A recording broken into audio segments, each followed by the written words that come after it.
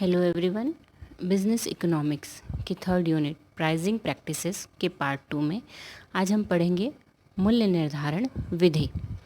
मूल्य निर्धारण अर्थात कीमत निर्धारण करना किसी भी फर्म का महत्वपूर्ण कार्य है जो व्यवसाय की समस्त क्रियाओं को प्रभावित करता है।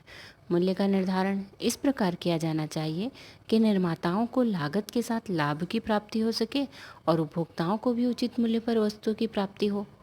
मूल्य निर्धारण करना न केवल वित्तीय या विपणन निर्णय है, बल्कि आगम का भी एक महत्वपूर्ण सार होता है। मूल्य निर्धारण के उद्देश्य मूल्य निर्धारण करने में मार्गदर्शक की भूमिका निभाते हैं। इन उद्देश्यों के आधार पर मूल्य निर्धारण की कई विधियां प्रचलित हैं, जिनका विवरण निम्नानुसार है। व्यवहार में मुख्य रूप से व्यवसायी द्वारा प्रयुक्त मूल्य निर्धारण पद्धति, विशिष्ट दशाओं, अंतर्राष्ट्रीय व्यापार, प्रतिस्पर्धात्मक स्थिति में मूल्य निर्धारण की विधियां एवं अन्य विधियां। व्यवहारिक रूप से व्यवसायी द्वारा प्रयुक्त मूल्य निर्धारण पद्धतियों में पहला होता है लागत धन मूल्य विधि। मूल्य निर्धारण में वास्तविक व्यावसायिक व्यवहार के सर्वेक्षण से यह ज्ञात होता है कि मूल्य निर्धारण की सर्वाधिक प्रचलित यही विधि है। व्यवहार में लागत धन मूल्य विधि किसी भी वस्तु या सेवा के मूल्य में लागत धन लाभ की कुछ राशि जोड़कर मूल्य निर्धारण करना लागत धन मूल्य विधि कहलाता है। लक्ष्य मूल्य विधि टारगेट प्राइसिंग मेथड। लक्ष्य मूल्य निर्धारण के उद्देश्यों में हम निर्धारित प्रतिफल की दर के उद्देश्य का अध्ययन कर चुके हैं। इस आधार पर मूल्य निर्धारण की लक्ष्य मूल्य विधि के अंतर्गत जो सामान्य नीतियाँ फर्म के द्वारा अपनाई जाती हैं वो निम्नलिखित हैं। लागत पर निश्चित लाभांश की दर बनाए रखने हेतु, कुल विक्रय पर निश्चित प्रतिशत लाभ बनाए रखने हेतु अथवा विनियोजित पूंजी पर एक निश्चित प्रत्याय की दर को बनाए रखने हेतु मूल्यों में परिवर्तन अथवा मूल्य निर्धारण करना लक्ष्य मूल्य विधि कहलाता है। सीमांत लागत मूल्य विधि एक अतिरिक्त इकाई के उत्पादन से कुल लागत में जो वृद्धि होती है उसे सीमांत लागत कहते हैं। स्थायी परिवर्तनशील व्यय में अंतर कर सीमांत लागत का निर्धारण करना, उत्पादन की मात्रा में परिवर्तन का लाभ पर प्रभाव का अध्ययन करना सीमांत लागत विश्लेषण कहलाता है। चालू दर मूल्य निर्धारण विधि गोइंग रेट प्राइसिंग मेथड। इस नीति में लागत के बजाय बाजार मूल्य पर जोर दिया जाता है।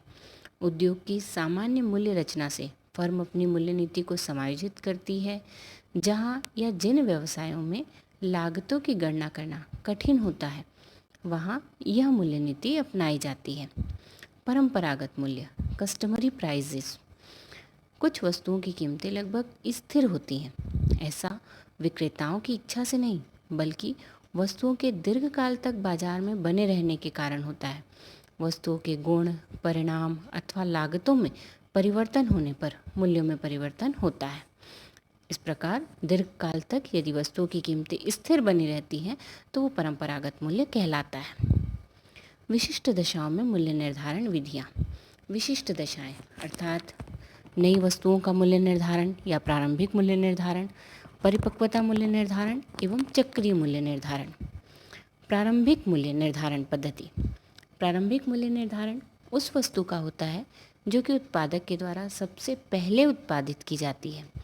सबसे पहले उत्पादित वस्तुओं के मूल्य निर्धारण करना एक उत्पादक के लिए कठिन होता है। बाजार की मांग, वितरण मार्ग, बाजार का लक्ष्य, बहुत सारी चीज़ें वस्तु के मूल्य को प्रभावित करती हैं। फिर भी फर्म नई वस्तुओं के मूल्य निर्धारण में निम्नलिखित नीतियों को अपनाती है। मंथन कीमत अर्थात मलाई उतारना तकनीक।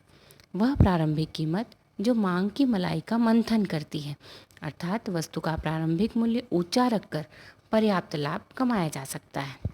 दूसरा होता है भेद्य मूल्य या छेदक मूल्य नीति। यह नीति मंथन मूल्य के ठीक विपरीत होती है। इसमें बाजार में प्रवेश करने के लिए नीची कीमतों को प्रधान साधन बनाया जाता है। अतः वह नीची कीमत लोअर प्राइस जो प्रारंभ से ही बाजार में घुसपैठ करने के लिए एक सक्रिय एजेंट का कार्य करती है, वह भेद्य मूल्य या छेदक मूल्य विधि कहलाती है। प्रतियोगियों के समान मूल्य नीति। नई वस्तुओं के मूल्य निर्धारण में इस विधि को भी अपनाया जाता है। प्रतिद्वंदियों के समान मूल्य निर्धारित करने से प्रतिस्पर्धा का भय कम हो जाता है। परिपक्वता मूल्य निर्धारण विधि। वस्तु की प्रारंभिक स्थिति में मूल्य निर्धारण करने का अध्ययन किया गया, किंतु वस्तु हमेशा तो नई नहीं रहती। वस्तु कभी न कभी सामान्य भी होती है। तो सामान्य स्थिति वस्तु विकास की परिपक्वता कहलाती है। तकनीकी परिवर्तन, ब्रांड के अधिमान में कमी इत्यादि के कारण प्रारंभिक स्थिति की तरह ऊंची कीमत रखना जब संभव नहीं होता और जब वस्तु विकास में की स्थिति के अनुसार यह दिखने लगे कि वस्तु की विशिष्टता पतन की ओर जा रही है, तो वास्तविक कीमतों को कम रखा जाना चाहिए। चक्रीय मूल्य निर्धारण। व्यावसायिक फर्म के सामान्य मूल्य स्तर के कई निर्णय नई वस्तुओं अथवा प्रतिद्वंदी परिस्थितियों से संबंधित न होकर संपूर्ण आर्थिक वातावरण में परिवर्तन से संबद्ध होते हैं। समूचे आर्थिक वातावरण में परिवर्तन को व्यावसायिक चक्र कहा जाता है। यह चक्र समय के अर्थ में भविष्य के मूल्य मांग संबंधी उच्चावचन अर्थात परिवर्तनों को, उतार चढ़ावों को प्रदर्शित करता है। मांग घटने के समय अत्यधिक मूल्य कटौती हो, मांग बढ़ने के समय अत्यधिक मूल्य वृद्धि को रोकने का प्रयास करते हुए मूल्य निर्धारण किया जाता है। अंतर्राष्ट्रीय व्यापार में मूल्य निर्धारण। निर्यात मूल्य निर्धारण। अंतर्राष्ट्रीय व्यापार में मूल्य निर्धारण बहुत महत्व रखता है। निर्यात की कीमत निश्चित करते हुए बाजार की विभिन्न परिस्थितियों का पूर्ण ज्ञान आवश्यक है। ये परिस्थिति देश, वस्तु, समय के अनुसार अलग अलग हो सकती है। निर्यात मूल्य निर्धारण में सीमांत मूल्य निर्धारण पद्धति को अपनाना आसान होता है। यदि निर्यातक अपने निर्यात संबंधी आकस्मिक व्यय के साथ साथ अपनी सीमांत लागत भी ज्ञात कर लेता है तो उसे हानि उठानी नहीं पड़ती। इसी प्रकार प्रतिस्पर्धात्मक स्थिति में मूल्य निर्धारण। प्रतिस्पर्धा की भिन्न भिन्न परिस्थितियाँ अलग अलग मूल्य निर्धारण की नीतियाँ अपनाती हैं, अतः प्रतिस्पर्धी वातावरण का ज्ञान अत्यंत आवश्यक है। मूल्य निर्धारण नीति की समस्याओं को जन्म देने वाली प्रतिस्पर्धी परिस्थितियों को दो भागों में बांटा जाता है। स्थायी विशिष्टता वाली वस्तु का मूल्य निर्धारण और नाशवान विशिष्टता वाली वस्तुओं का मूल्य निर्धारण। दोनों ही स्थितियों में एकाधिकारी की व्यवहारिक मूल्य निर्धारण समस्या ऐसी कीमत को पाना होता है जो मांग की बदलती हुई परिस्थितियों में भी दीर्घकाल तक बनी रहे। यहाँ ध्यान देने योग्य है, स्थायी शब्द का अर्थ होता है 10 वर्ष से अधिक स्थायी वस्तु तथा विशिष्टता का आशय होता है स्वीकार करने योग्य विकल्पों का अभाव। अन्य विधियों में हम पहला देखते हैं मनोवैज्ञानिक मूल्य विधि। मूल्य निर्धारण संबंधी निर्णय में मनोवैज्ञानिक कारकों का भी प्रभाव पड़ता है। जब किसी वस्तु के मूल्य में कमी की जाती है तो उपभोक्ता यह सोचता है कि गुणवत्ता गिरा दी गई होगी, किस्म कम हो गई होगी। यदि वस्तु महंगी होती है तो व्यक्ति को लगता है कि अच्छी किस्म की वस्तु मिल रही है। इस प्रकार ग्राहकों पर मनोवैज्ञानिक प्रभाव डालते हुए मूल्य निर्धारित किया जाता है। बाटा कंपनी के द्वारा मूल्य निर्धारण में इसी विधि को अपनाया जाता है। 2000 के जूतों का मूल्य 1995 रख दिया जाए तो इस प्रकार उसकी कीमत कम प्रतीत होती है। पुनः मूल्य विक्रय स्थिरता। इस विधि के अंतर्गत पूर्तिकर्ता व विभिन्न स्तरों के वितरकों के मध्य समझौते के अंतर्गत मूल्य निर्धारण किया जाता है और इस समझौते के तहत वितरक एक निश्चित मूल्य पर ही वस्तु बेचना तय करते हैं। उससे कम मूल्य पर उनके द्वारा वस्तु का पुनः विक्रय नहीं किया जाता। प्रस्तावित मूल्य। इस प्रस्तावित मूल्य विधि के अंतर्गत उत्पादक फुटकर मूल्य का प्रस्ताव करता है किंतु उसके लागू करने पर अधिक जोर नहीं देता। साधारणतया फुटकर विक्रेता अपना मूल्य प्रस्तावित मूल्य व विक्रय योग्य मूल्य के मध्य स्थापित करता है। बहुसंख्यक मूल्य। किसी एक निश्चित मूल्य पर अधिक संख्या में माल विक्रय करने की तकनीक बहुसंख्यक मूल्य तकनीक विधि कहलाती है। अर्थात जब यह विधि तब अपनाई जाती है जब अधिक मात्रा में वस्तुएं बेचनी हो।